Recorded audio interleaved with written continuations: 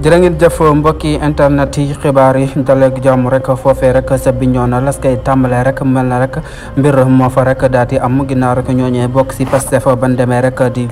parrainage yi nga xamante ne si rek moom lañ doon def kon nis ka nemme ko si gox yi bëree bëri ñoom ña ko ñu mobilisé woon yor rek ay sonorisation rek dem rek di si mbedd yi rek di wër nit ñi di parrainer loolu rek sa lan gisee ne takk der rek daal di leen di ñëw fekk foofee rek daal di nangu rek li nga xamante ne si na yan matériel yan yoroon rek di wéy rek def ay sonorisation pour rek nit ñi ñëw parrainer foofu sa Bignona rek sanan daal di gis na rek takk der yi daal di ñëw rek nangu li nga xamante ne si na rek mooy yooyu la matériel ñu yoroon ko rek mu mel ne ay sonorisation ak ay bafalo yu demee noonu rek takk der yi daal koy nangu daal koy def si seen i pick-up loolu lan daal di gis foofee rek sa Bignona mu mel ne nag loolu askan wi ñi ngay wéy di si laaj yi question lan moo waral lu mel noonu ba tax rek ñu daal di leen fekk foofee rek daal di nangu seen i matériel ginnaaw rek parce que gisee tamit say gox yaatu fii si réewum Sénégal mel na parrainage ki tulleeg wàlle lan moo waral loon ndax leen gis na rek parrainage bi daal dafa yënguwaat carrément ginnaaw rek ba kookee di président Ousmane Sonko ñu xewaati ndigal rek ñu parrainer kookee di Bassirou Diomaye Faye jërë ngeen jëf si topp gi Buzz Total TV wóolante abonné partage